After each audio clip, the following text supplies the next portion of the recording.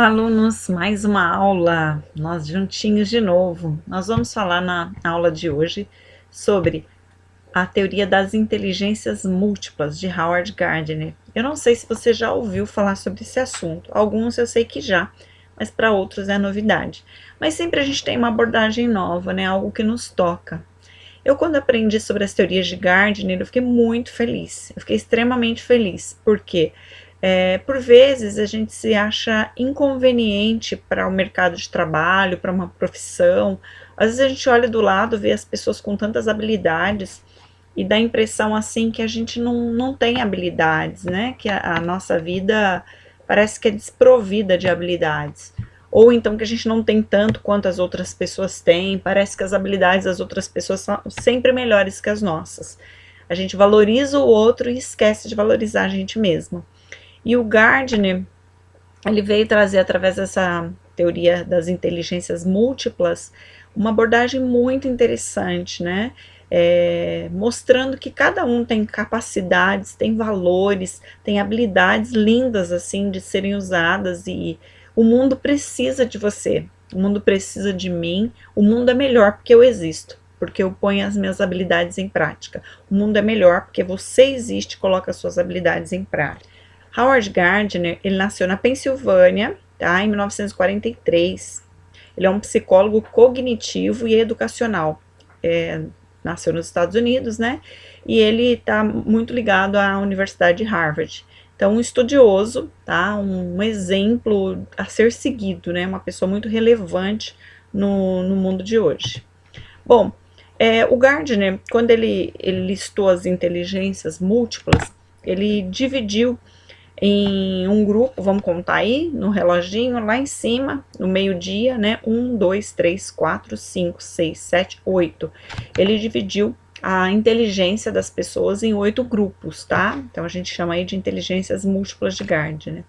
A primeira inteligência, lá em cima no reloginho, é inteligência visual, verbolinguística, tá? Tem um desenho aí de um relógio, de uma planilhazinha aí, né? Interpessoal, depois, duas pessoas juntas. Intrapessoal, uma pessoa aí com os braços levantados. Naturalista, com uma folhinha aí, né? Corporal, sinestésica, uma pessoa correndo. Musical, um desenho aí de uma cifra musical. E lógico, matemática. Então, vamos lá. Então, vamos pensar nessas inteligências, né? Por vezes você fala assim, qual é a minha inteligência, qual é a minha capacidade? Às vezes você vai tá saindo do ensino médio, indo para a universidade e você fala, eu não sei o que eu quero fazer. Eu deparo com isso todo dia, convivendo com vocês, outros adolescentes, né, que eu trabalho na minha célula, na minha igreja, eu deparo com isso. Eu ainda não sei o que eu quero. E isso é muito comum, é mais comum do que a gente possa imaginar.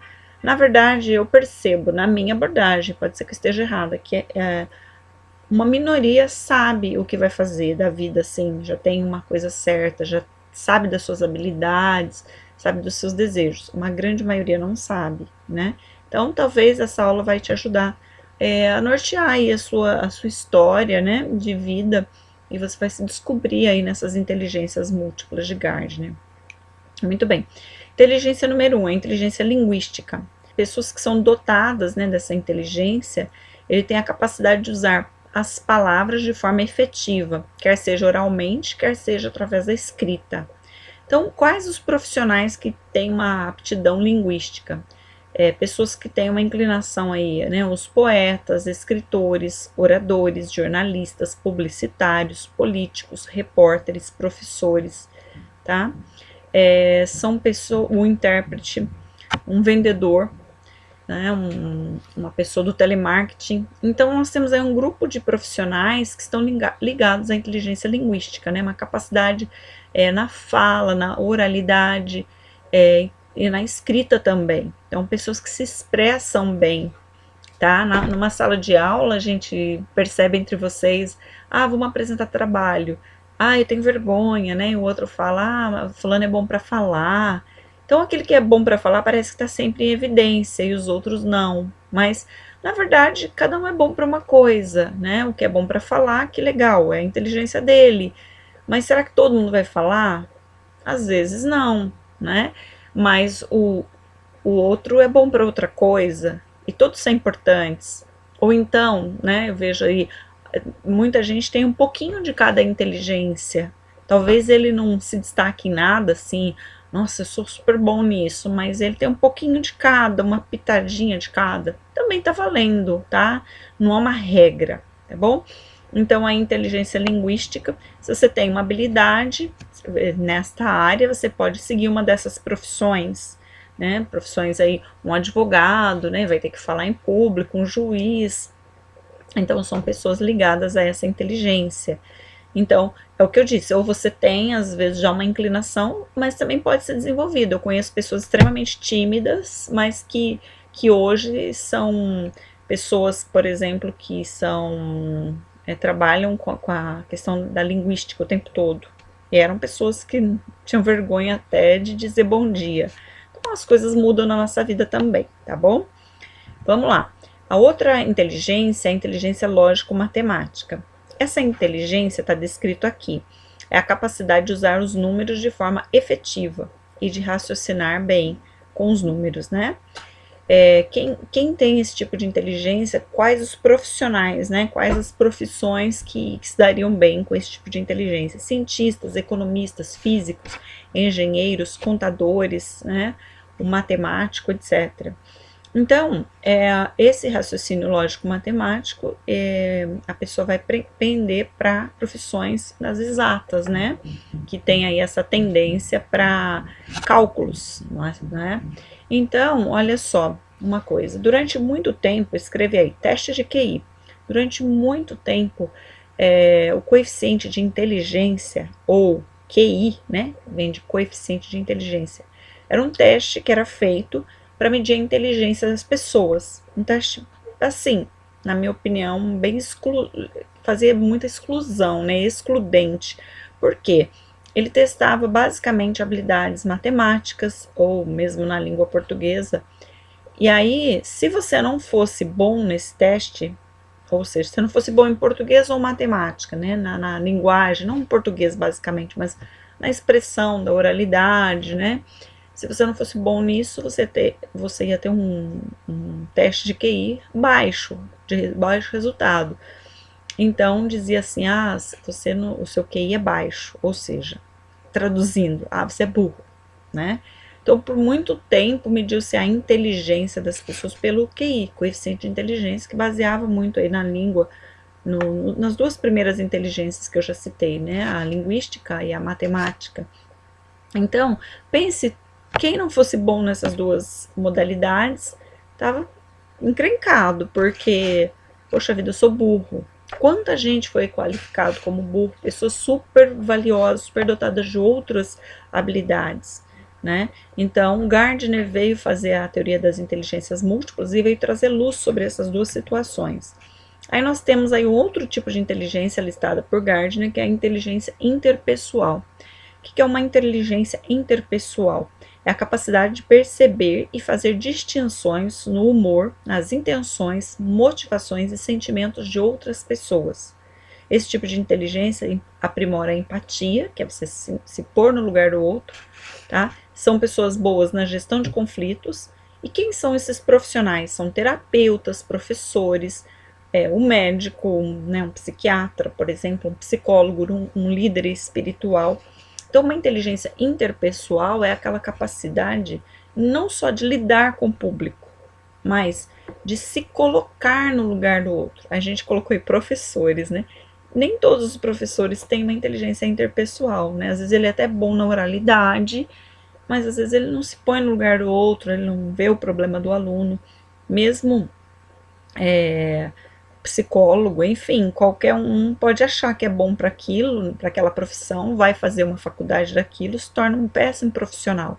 Então, para você ter uma inteligência interpessoal, você tem que ter uma capacidade, uma habilidade de se pôr no lugar do outro. Você tem que fazer isso o tempo todo, né, de compreender o outro, de entender a outra pessoa. A gente liga isso muito com o psicólogo, né? Que ele vai entender a dor do outro, o problema do outro e vai se posicionar, vai orientar, né?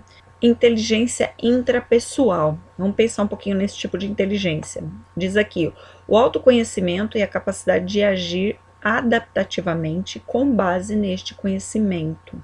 São pessoas que acessam seus sentimentos e refletem sobre os mesmos, conhece as suas emoções e lida com elas de forma adequada, conhece suas fraquezas e suas capacidades. São os terapeutas, né, filósofos, autores de livros, etc.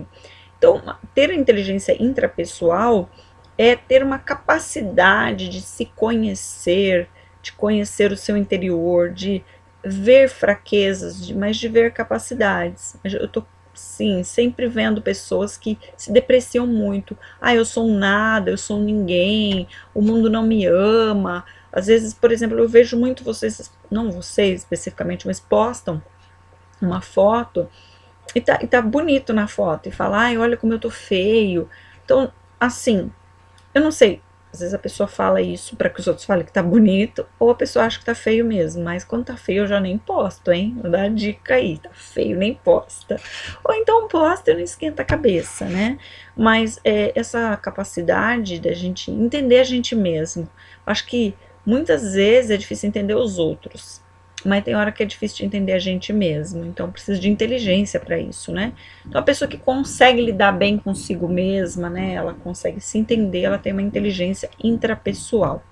Vamos lá, inteligência musical é a capacidade de perceber, transformar e expressar através da música. Por exemplo, um músico, um cantor, um compositor. Então, se você canta, você toca um instrumento, se você está ligado à área musical, né? Composição de músicas, então você tem uma inteligência musical, né? Uma habilidade também aí, profissionais nesta área.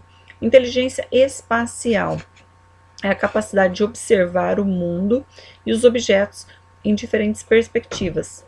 Essas pessoas criam imagens mentais, lidam bem com dimensões, relações espaciais, cores, formas, texturas. São pessoas que têm a criatividade bem aguçada. Quem são esses profissionais? Um decorador de interior, um arquiteto, um inventor, um pintor, um fotógrafo, jardineiro, escultor, um gastrônomo que faz aquelas comidas 3D, né, todas bonitas, enfeitadas, um publicitário.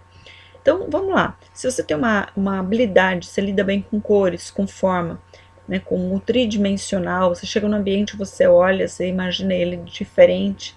Então, você tem uma inteligência espacial, você se organiza bem no tempo e no espaço, tá? Você gerencia bem. Você pega uma escultura para fazer, você tem aquela visão tridimensional na sua cabeça. Se você tem essa inteligência, então tem aí um leque de profissões que você poderia estar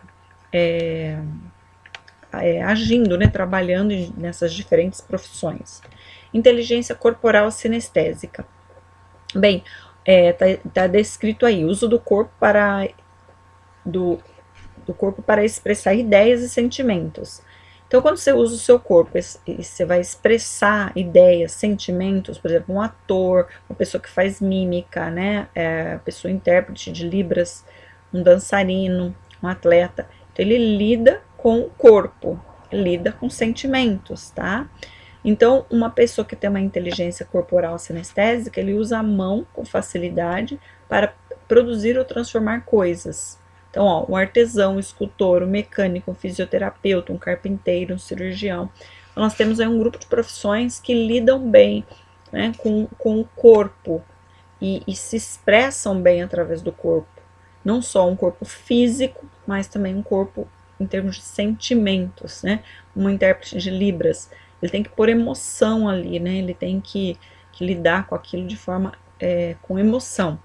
Então, a pessoa que pode ter essas profissões vão se dar bem com isso. Então, vamos lá, como eu falei aí, né? Um atleta, pessoa que joga futebol muito bem.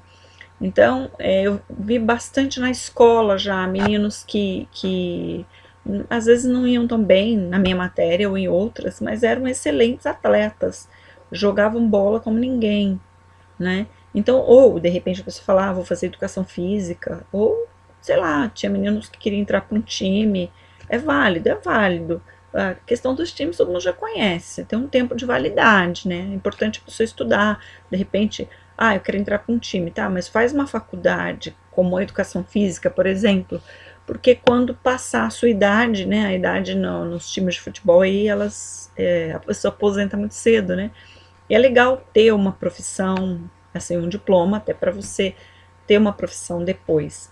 Então, quando você usa o seu corpo, né, para se expressar ou para desenvolver algo, né, por exemplo, um carpinteiro, ele usa o corpo dele para produzir lá um guarda-roupa, uma peça, enfim, né, um escultor. Então, você tem essa inteligência. A inteligência número 8, que é a inteligência naturalista, ela o Gardner, ele colocou essa inteligência por último, né, que ele foi viver na necessidade do meio ambiente. Nós estamos degradando o meio ambiente e o meio ambiente grita por socorro, né? E tem pessoas que têm esse tipo de inteligência, essa sensibilidade para com o meio ambiente, né? Então, essas pessoas, elas têm sensibilidade na organização dos objetos relacionados à natureza, como classificar e reconhecer as plantas, os animais, os minerais, os fenômenos do clima. Então, quem são esses profissionais? Geólogos, biólogos, às vezes pessoas que montam uma ONG em defesa dos animais, do meio ambiente, né? Líderes nessa área, tá? Então, nós temos aí essas pessoas. Bom, eu queria compartilhar um testemunho pessoal, assim, né? Minha filha, ela, desde cedo, assim, ela já descobriu que ela quer ser psicóloga, né? Então, ela não tinha muita, quanto a isso, não teve dificuldade. Mas teve uma coisa que ela teve dificuldade, a questão de ver as habilidades dela, assim, de sentir no dia a dia, não do que ela vai fazer, né, na faculdade que ela vai fazer, ela não tem dúvida, mas no dia a dia parecia assim, que todo mundo tinha tanta habilidade e ela não. Às vezes ela via uma amiga, no ambiente da igreja mesmo, nossa, fulana canta tão bem, fulana toca instrumento, né, e ela às vezes se via não tão boa para algumas coisas. Aí a gente conversando, e aí eu expliquei para elas a teoria de Gardner, e foi muito bom, porque ela pôde perceber assim que ela era boa em algumas coisas, mas só que ela não se capacitava naquilo. Então assim, ela tem uma super habilidade para coisas manuais, tá? E a gente começou a fazer alguns recursos, que a gente trabalha com crianças na igreja, então nós começamos a fazer alguns recursos em EVA, e ela se deu super bem, as coisas dela ficaram lindas. E eu fui mostrando para ela, falei, filha, você tem uma habilidade de ajudar as pessoas incrível. Você se põe no lugar do outro, você ajuda o tempo todo. E ela coloca no Instagram vídeos motivacionais, no YouTube. Então, tá lá com os inscritos dela e tudo. Então, ela tem essa habilidade já, que vai ser a profissão dela no futuro, mas que já é hoje. Então, você não precisa ser bom. Ah, um dia eu vou ser bom nisso. Não é um dia. Você pode ser bom hoje, ser relevante, começar a estudar, fazer cursos, se aperfeiçoar, né? E eu queria ler para vocês a carta de Thomas Edison, né? Uma carta muito interessante, que ela vai falar justamente sobre habilidades. Às vezes o mundo está dizendo que você não é ninguém, mas você é alguém de muito valor. Pode ser que a sociedade não perceba isso, mas você é uma pessoa de extremo valor. E Thomas Edison, que foi inventor aí da lâmpada, inventor de mais de 1000 e poucos inventos, ele foi um menino incompreendido. E pode ser você, esse Thomas Edison. Eu vou ler a carta para vocês. Bom, vamos ler a carta. Então diz assim: Thomas Edison foi inventor e cientista americano que nasceu em 1847, faleceu em 1931. Ele era criança. Certo dia, voltando da escola, chegou em casa com um bilhete para sua mãe. Naquela época as crianças levavam os bilhetes fechadinho, né? Não abria no caminho. Ele disse: o meu professor me deu este papel, mãe. Pediu para eu entregar apenas para você. A mãe abriu o bilhete. Quando ela começou a ler, os olhos dela começaram a lacrimejar, né? E aí, então, ela resolveu ler o bilhete em voz alta para o filho. E o bilhete dizia assim: seu filho é um gênio. Essa escola é muito pequena para ele e não possui professores ao nível suficiente para treiná-lo. Por favor, mãe, ensine-o em casa, você mesma. Parece tempo de pandemia, né? Ensinando em casa. A partir daí, a mãe, muito sábia, mulher extremamente, né, visionária, ela passou o restante da infância e da adolescência de Thomas incentivando de todas as maneiras, através de muitas leituras, preste atenção, leituras, e de muitos experimentos. Tá? Ela deixava ele pôr a mão na massa. Com 11 anos, ele tinha um laboratório no porão da casa dele. Aos 12, após várias experiências, construiu um telégrafo rudimentar. Conseguiu um emprego de vendedor de doces e jornais em um trem. Olha só, bem jovem, já foi para o mercado de trabalho, né? Foi para cima. Com o apoio do chefe dele, ele instalou um laboratório químico no vagão postal, onde nas horas vagas estudava e fazia experimentos. Então não tinha preguiça, não tinha tempo ruim, né? Depois de muitos anos, Edison veio a se tornar um dos maiores inventores do século. Foram cerca de 1.033 patentes, entre elas um regulador de corrente para máquinas elétricas. Ele inventou também um distribuidor subterrâneo de energia, um acumulador de energia, que é a bateria, a lâmpada elétrica incandescente, roda de borracha, precursor da urna eletrônica, embalagem a vácuo, bateria de carro elétrico, câmera cinematográfica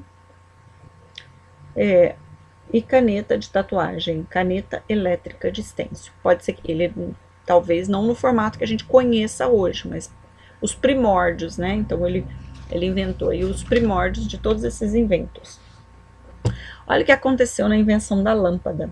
Sobre a invenção da lâmpada de filamentos incandescentes, como as que hoje em dia nós usamos, Thomas Edison fez nada menos do que 700 experimentos infrutíferos. Ele tentou 700 vezes e não conseguiu produzir nada de frutífero.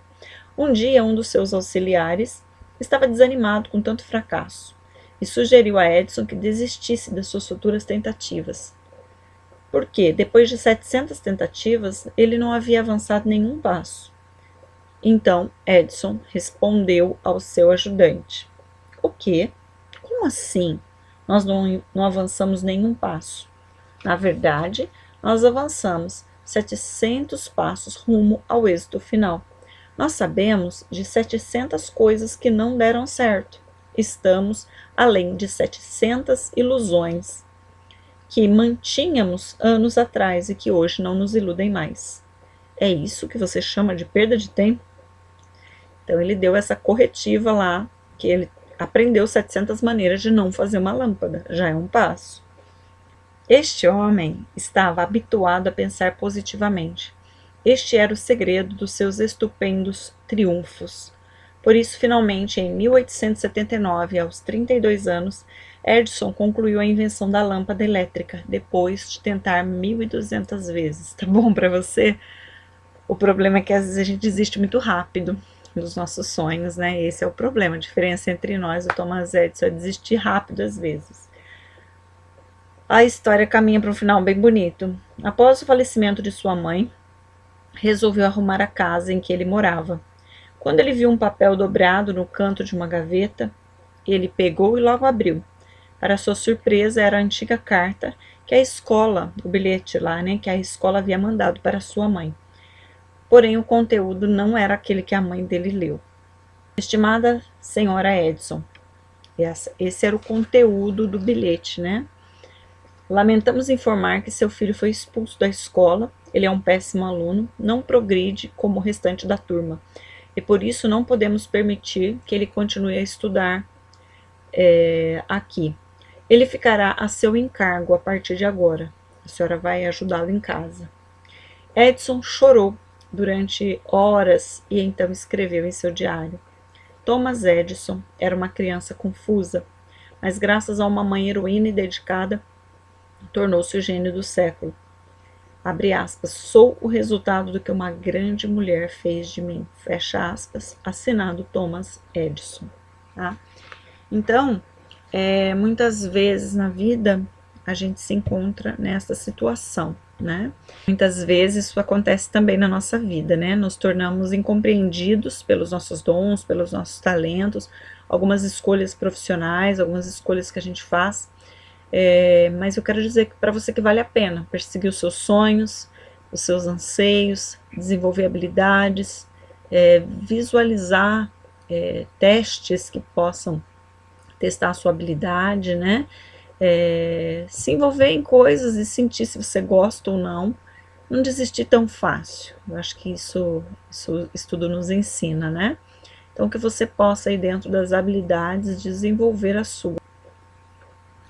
Espero ter contribuído para o seu aperfeiçoamento, para te dar inspirações, para que você se descubra nesse processo, né?